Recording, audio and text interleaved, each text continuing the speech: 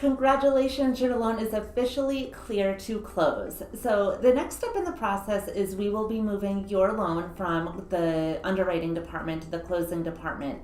The closing department is then going to go ahead and call the title company and balance the final figures with the title company. You should be receiving wiring instructions if you have to wire money from the title company.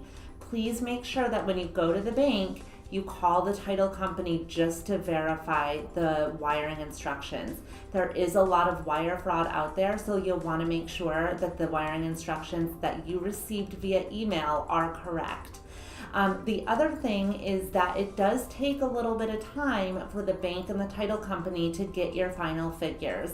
So feel free to reach out to the title company to see when they will have the final figures for you. And I just wanted to say thank you so much for working with me and my team. We really appreciate it, and good luck with your new mortgage. Thanks so much and have a great day.